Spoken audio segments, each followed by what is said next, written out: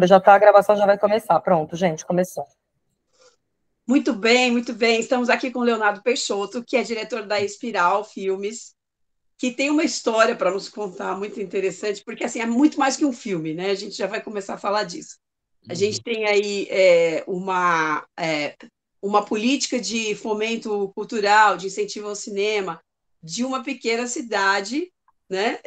Novo Hamburgo, e que é do Rio Grande do Sul, e que tem tentado e tem feito esforços coletivos aí para imprimir na cidade uma cultura, uma atenção ao audiovisual e o quanto isso representa na economia criativa da cidade, portanto, no caixa mesmo, né, do município. Uhum. Eu queria que o Leonardo se apresentasse.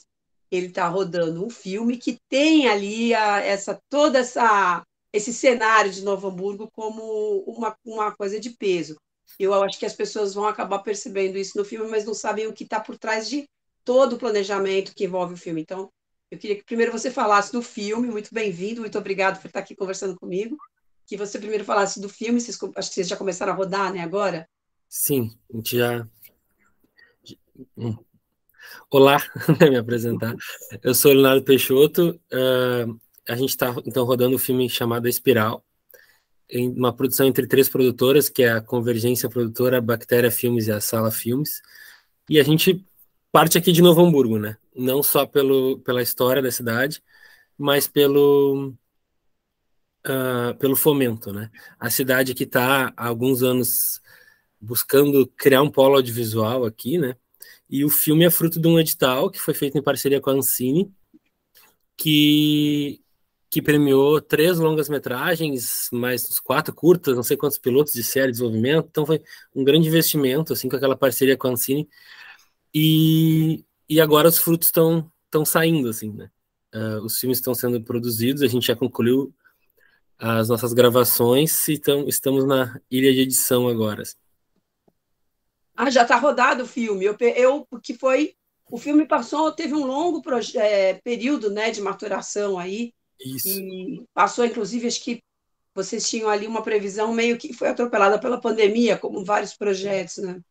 Isso, o edital ele saiu em cima da pandemia, assim, né?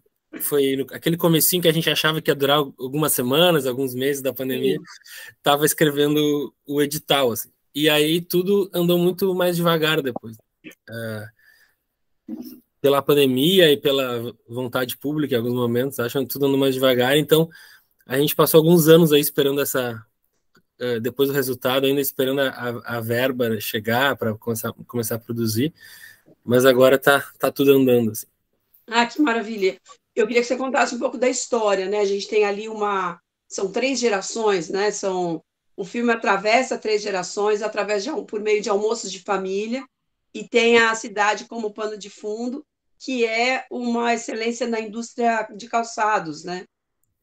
Então é interessante. A gente tem primeiro tem uma coisa muito poética aí, que é você falar sobre um produto que conduz as pessoas pelas suas trajetórias, que é o sapato, né?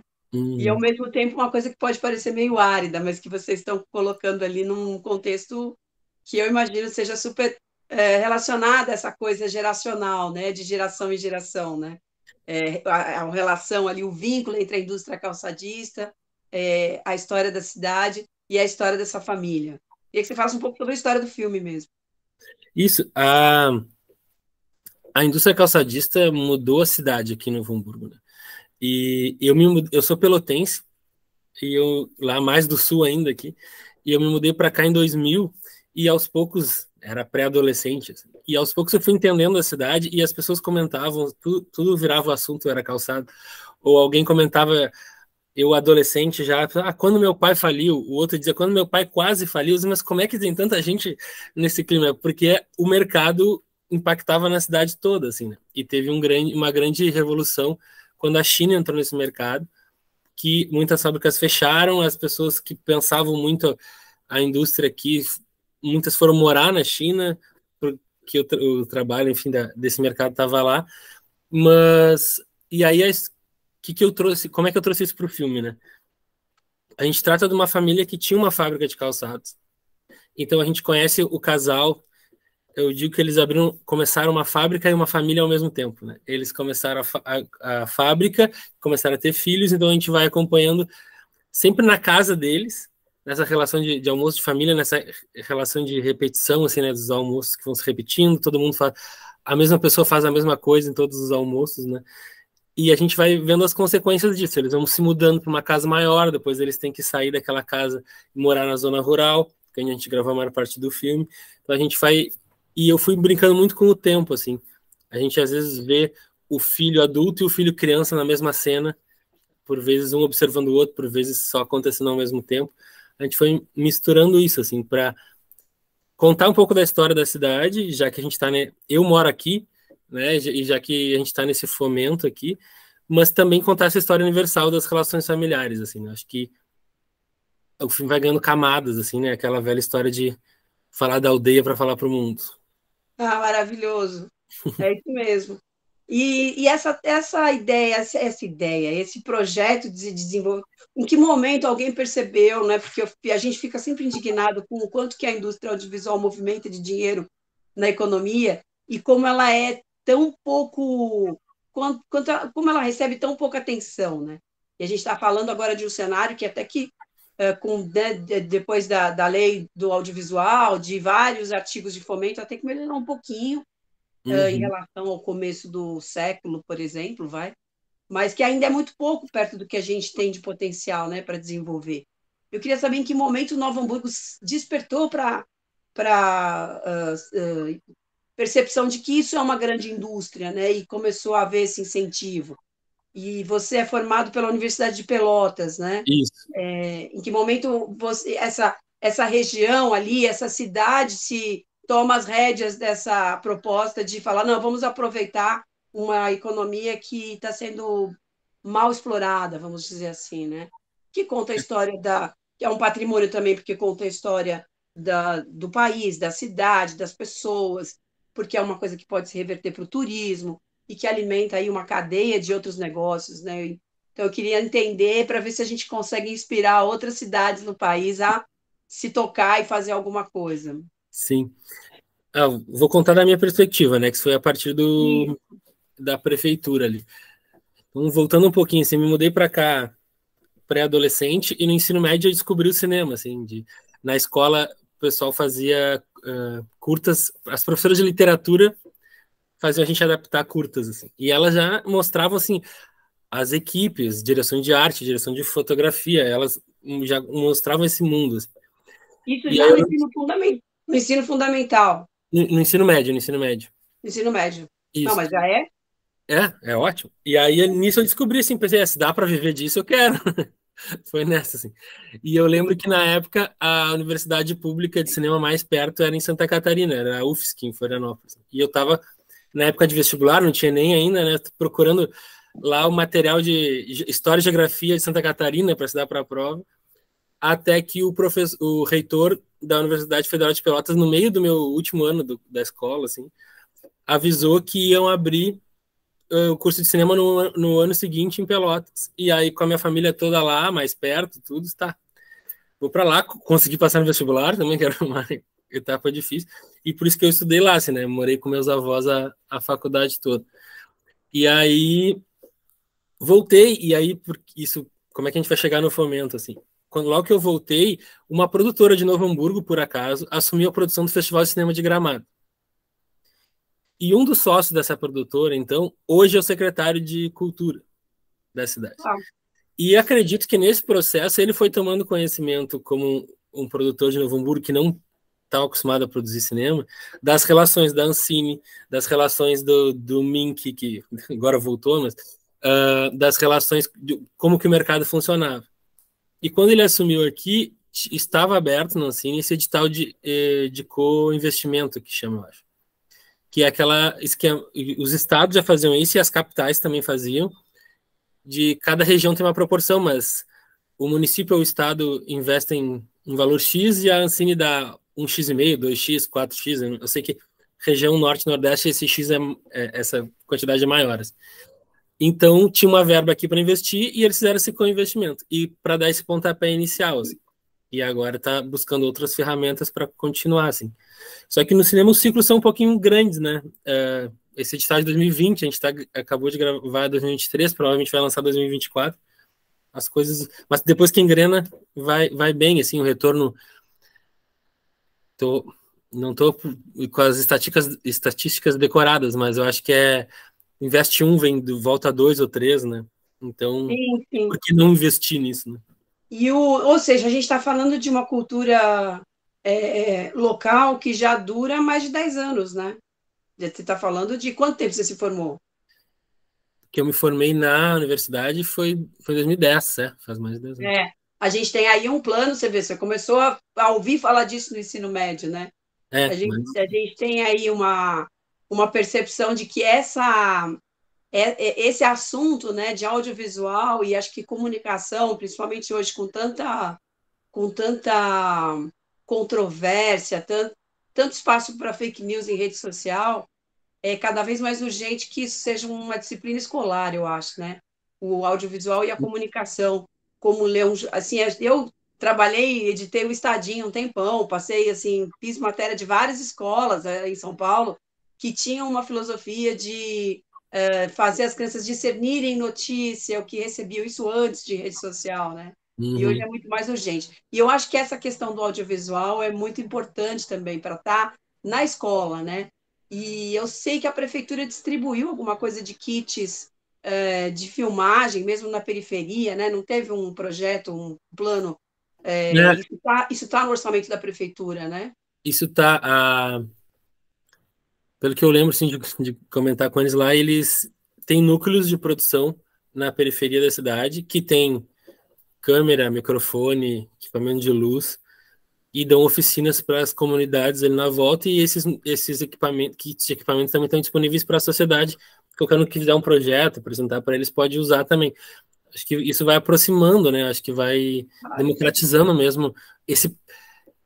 Eu também participei muito tempo, acho que vou voltar agora num projeto que chama Educavídeo lá em Gramado, que acontece junto do festival lá, eu sempre falei que é alfabetização audiovisual, né? É uma coisa que todo mundo está acostumado, ainda mais hoje em dia, a ler o audiovisual, né? Enxerga e entende. Mas pouca gente tá acostumada a escrever com o audiovisual, né? A pensar como fazer as coisas. Acho que ter essas ferramentas à disposição e essas oficinas ajudam a mais pessoas pensarem em produção, né? Pensarem em como fazer audiovisual. Você dá voz a um público, por exemplo, que não tinha muito espaço, não tinha nenhum, né? Então, a palavra, acho que é essa mesmo, é uma democratização de dar voz a todos, né? Bem, bem bacana mesmo. Eu queria que você falasse um pouco sobre as filmagens, onde é que elas aconteceram, um pouco do elenco, que a gente ainda não falou, né? Sim. E, enfim, de outros. Aí depois a gente engata em outros projetos, mas vamos só contar como é que vai ser. Você falou que a previsão é 24, né? Não sei se vocês têm previsão de lançar em festival, enfim. Isso, a carreira de filme brasileiro, assim, né? A gente vai começar a inscrever nos festivais e ver que caminho que ele faz, festivais, para ir ajustando esse planejamento a partir do ano que vem, assim. A gente gravou todo o filme em Novo Hamburgo, foi 100% aqui, e 80% Estúdio não, sua locação. só locação, e 80% em Lomba Grande, que é a zona rural aqui da cidade, que é onde essa família acaba morando mais a maior parte do tempo, que a gente começa a acompanhar essa família nos anos 80 e vem até 2022, né? Legal, legal. Essa trajetória, assim. Vamos ter aqueles almoços com aquela toalha xadrez no jardim, assim, embaixo da árvore, vai ser Com a toalha xadrez não, mas tem esse almoço, inclusive em alguns momentos 2 almoços ao mesmo tempo, essa brincadeira com o tempo, assim, que eu fui fazendo ali. Muito legal. E no elenco a gente conseguiu mesclar bem, assim, tem uma galera estreando em cinema, tem uma galera que já fez bastante coisa, assim, a gente tem, por exemplo, a Manu Morelli, que fez séries para a Globo, acho que acabou de gravar uma com a HBO, o Guto Zuster, que já fez uma série para Netflix, que é o Escolhido, ele e o Pedro Caetano. E uma galera super experiente aqui do Rio Grande do Sul também, a Renata de Leles, o Marcos Verza, um elenco que eu fiquei muito satisfeito, assim. E a gente tinha esse desafio de ter esse mesmo personagem crescendo, né? Montar essa cadeia de elenco, assim, de ter um bebê até com 30 anos, os pais têm de 30 a 60 e poucos anos, então a gente teve que fazer esse esforço, um desafio para caracterização também, para eles ensaiarem juntos, né, para manter o padrão do personagem. A gente foi um trabalho desafiador, mas legal, assim, acho que foi enfim, tô louco pra gente fechar o primeiro corte, para ter essa impressão na tela, assim, já, mas eu acho que a gente conseguiu contar essa história de uma forma diferente também. Além de ser uma história específica da cidade, contando da aldeia aqui, a gente também conseguiu um formato diferente, assim. Essa história tem tudo a ver com esse nome, né? Espiral, né? Que é um movimento que passa pelos mesmos locais, mas mais, né? Eu O queria que você falasse um pouco como é que vocês chegaram nesse título. O conceito foi esse, assim, que quando lançou o edital, eu tinha um curta-metragem escrito que chamava Almoço, né? Que era sobre dois almoços de família que aconteciam ao mesmo tempo. O edital deu uma prorrogada boa, assim, uns 2, 3 meses. E aí o pessoal, o pessoal da Bactéria Filmes ali, que a Dani e o Pedro, será o nosso trabalho como coprodutora para escrever um curto ou um longo é o mesmo. E tu tem esse tempo aí. Então eu peguei essa história que eu tinha e fui expandindo, incluindo Novo Hamburgo. E nessa expansão eu fui criando, foi exatamente isso, outras camadas. E foi me dando conta, bom, eu sempre tive um certo pé atrás com aquela expressão que a vida acontece em ciclos. Nunca é exatamente um ciclo fechado, porque a gente sempre sabe mais alguma coisa, a gente vai aprendendo coisas, vai retendo memórias. Então, na próxima vez, vai abrindo, né? E aí a gente chegou nesse conceito de espiral mesmo. Muito bom, eu acho ótimo o nome. E aí vocês vocês estão na fase agora do primeiro corte, né? O que dá o que consome mais tempo? É o set ou é o processo de montagem, né? Porque eu sempre que eu vejo um filme muito bom que tem uma montagem ruim, eu falo, que pena, né? Que desperdício. Porque é um trabalho hercúleo, né? Fazer a montagem, as pessoas não têm ideia, né? Acho que tempo no relógio, assim, a montagem vai mais tempo, com certeza, porque a gente gravou esse filme em 15 diárias.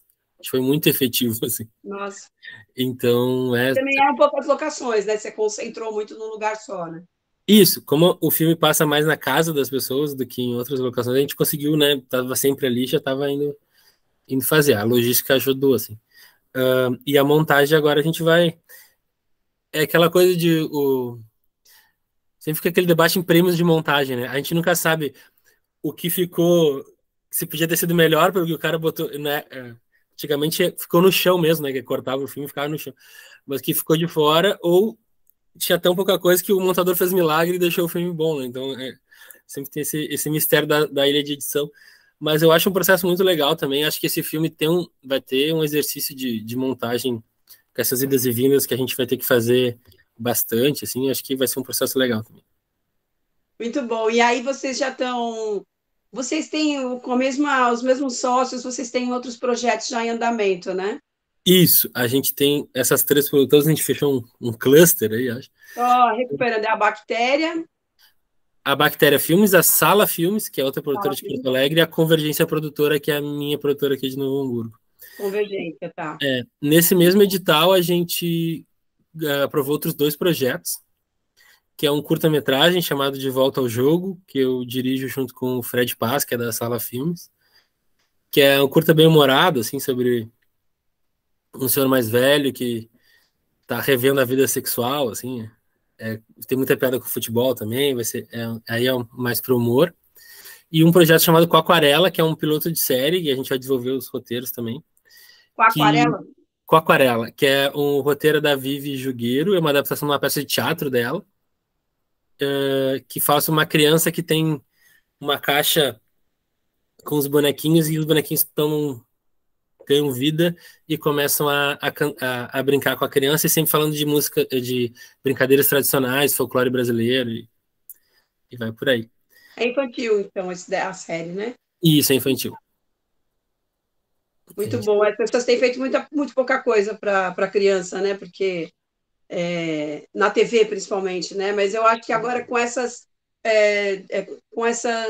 alianças entre plataformas e canais, existe um dinheiro aí que antes se julgava perdido, né? Porque existem restrições com publicidade, mas enfim, o streaming, por exemplo, a HBO e a Netflix, o próprio Prime Video não tem propaganda, né? Tudo bancado por assinatura. Sim. Então, fico feliz que a gente tem aí alguma luz no fim do túnel das produções infantis, porque deram uma abandonada, assim. Mas aí, essa segmentação de canais pagos, que ainda existe, né, um público, Uhum.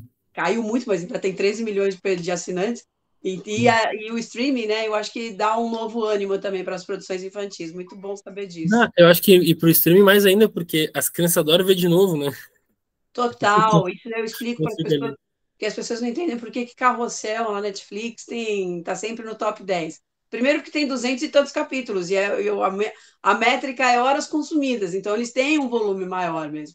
Mas é fato, né, que além de as crianças gostarem de rever, eu não lembro quem foi da Cultura, a TV Cultura tem uma tradição boa, né, em produção Uhum. infantil, que disse as crianças adoram rever porque elas querem adivinhar o próximo diálogo. Quer ver? Agora ele vai fazer tal Sim. coisa, né? Então tem isso e tem uma mudança de gerações, né? O mesmo público que acompanhou o Carrossel 10 anos atrás está vendo agora com 10 anos, né? As crianças de 10, 11 anos estão Uhum. assistindo agora. Tem uma renovação de público, né? Interessante, assim, as séries. Mas eu acho fascinante assim, esse universo, acho uma pena que tenha tão pouca atenção, mas eu acho realmente que melhorou um pouco, assim, a gente já teve pior, né? Teve naquele momento em que saiu a televisão e não entrou muito a TV paga, e o streaming ainda não tinha chegado, foi um buraquinho, assim, né? Mas agora eu acho que as coisas estão andando, isso é legal. Tem projetos fora de Novo Hamburgo, não? Só uma coisa muito concentrada em Novo Hamburgo. Quer dizer, Não, infantil, claro, infantil é universal, né? Não tem. sim. Não, o que que aconteceu é que realmente esse edital me deixou trabalhar mais perto de casa, né? Eu Sim, trabalho muito no mercado do Rio Grande do Sul aqui, sou assistente de direção também, então faço muita coisa com produtoras de Porto Alegre. Mas, inclusive, essa semana estreou um filme que eu fui assistente de direção, que é um filme do Xuxin, que é o sei. Dia Cinco Estrelas, né? Sim, eu recebi aqui bastante material. Eu fui o primeiro assistente ali do Xu. E estou desenvolvendo uma série também sobre um artista daqui, que era desse mesmo edital, daí eu sou roteirista do projeto, que é o Ernesto Frederico Scheffel, tem uma fundação com o nome dele aqui na cidade, que ele mesmo criou, ainda em vida. O primeiro, acho que foi um dos primeiros casos de patrimônio histórico da cultura alemã, foi aqui no Hamburgo, pela toda a batalha dele. Ali, ele estava quase no fim da vida dele, todo o bairro que ele lutou tanto para preservar foi preservado, e a gente está escrevendo essa série documental sobre a Ah, vida dele ali. muito bom. E semeando projetos agora, expectativa do mercado todo com a Lei Paulo Gustavo, como é que vai ser a repercussão, a gente está trabalhando aí. Existe um ânimo novo. Só de você ter uma pasta, que é um ministério, né, uma secretaria, já ajuda, já dá uma boa perspectiva, né? Vamos ver. E tem também uma coisa que eu queria falar com você, que eu sou de São Paulo, e eu sei o quanto esse eixo Sul Maravilha foi culturalmente, historicamente, teve vantagens, né, sobre o resto do país, né? E da dificuldade que é você fora desse eixo dizer que existe, né? Assim, não, nós temos uma produção interessante aqui, pungente, enfim, existe uma dificuldade, existiu também, assim, a gente demorou muito para perceber a importância do regionalismo num país de dimensões continentais, né? E é legal você dar essa perspectiva aí de quem está no Sul, sabe? Porque fica parecendo assim, ainda que o Sul é um pouco mais colocado como uma coisa mais, vamos dizer, socialmente mais nobre que o Nordeste, por exemplo, né? E o Centro-Oeste, coitado, nem existe nesse país. Então, assim, a gente fica né, batalhando por isso, né? De querer que o regional venha à tona. Ou quando você faz uma novela no Centro-Oeste, como tem agora na Globo, existe muita coisa pasteurizada, né? Não é exatamente aquilo. Qual é o olhar que você tem para isso? É. Eu acho que essa relação de nobreza, eu não sou do time que abraça essa relação, assim, mas eu acho que, claro, cada região vai ter sua. Economicamente ela é mais, é só por isso, assim, né? Não Sim, é nem sim. de. Não quer dizer, não estou falando de empáfia, de se achar melhor, não é isso. Uhum, Mas economicamente ela é mais que o Nordeste nesse sentido. sim. No, mas, assim, proporcionalmente também, né? Porque como o Nordeste é muito grande, também representa uma economia enorme que as pessoas deixaram de ver. Só para deixar claro que não era. Não, mas é que tem conterrâneos e conterrâneos também.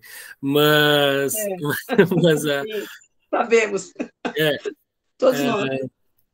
um tempo atrás eu trabalhei numa série que chama Crítica, e aí muitos críticos citavam um crítico decano, assim, que eu não vou lembrar o nome dele agora, que dizia que o pior filme brasileiro falava mais sobre o Brasil do que o melhor filme estrangeiro, né? De que qualquer filme estrangeiro. Então, acho que regionalmente também conta, assim, né? Eu acho que o pior filme gaúcho vai falar mais sobre o Rio Grande do Sul do que qualquer filme que não seja gaúcho. Acho que todos os estados têm que ter um pouco dessa preocupação, assim. Imagina, claro que eu acho que se sustentar nesse mercado aqui um pouco mais difícil, né? Tem muitas produções que vêm para cá, às vezes, e principalmente publicidade, porque é mais barato produzir aqui. Quer dizer que a gente ganha menos, né? Trabalhando aqui do que É trabalhando em São Paulo. Mas tem muita equipe de qualidade, profissionais excelentes. E, e é o que eu falei antes, a oportunidade de trabalhar perto de casa, assim, da gente contar nossas histórias, acho que para mim se faz muito importante, assim.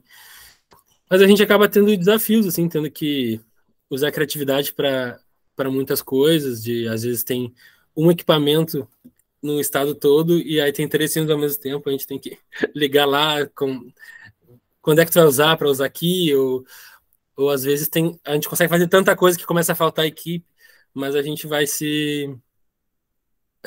enfim, se construindo, assim, eu acho que Mas tem um número grande de produtoras hoje, né? No Rio Grande do tem, Sul, tem. Santa Catarina, a gente chega muita coisa aqui para mim daí, né? Não, tá, eu digo, tem um mercado já, né? Não é, quando eu comecei a faculdade, lá era 2007, a gente se conversava assim, tá, a gente vai se formar, mas a gente vai ter onde trabalhar, agora tem, né? A gente tem de trabalhar. Que bom. Mas, Sim. claro, sempre dá para melhorar, essa questão de orçamentos que a gente consegue alcançar. E o Espiral, por exemplo, é um baixíssimo orçamento, né? Acho que nem chega. Os editais, às vezes, o Mink faz o edital de baixo orçamento, o nosso tá lá embaixo ainda. Mas a gente está construindo e ajuda também a desenvolver a linguagem, a gente tem que trabalhar, né? Muito bom. Você falou da previsão de lançamento para 2024. Tem um mês já, não, uma ideia? Eu queria saber se o filme vai para o cinema, pode ir para o streaming, como é que está o plano da distribuição? É começar essa carreira de festivais e pensando nesse cronograma, assim. Imagino que cinema vai ser ou no final do ano que vem ou começo de 25. Como a gente comentou isso tudo, os ciclos do cinema são todos muito grandes, assim, né?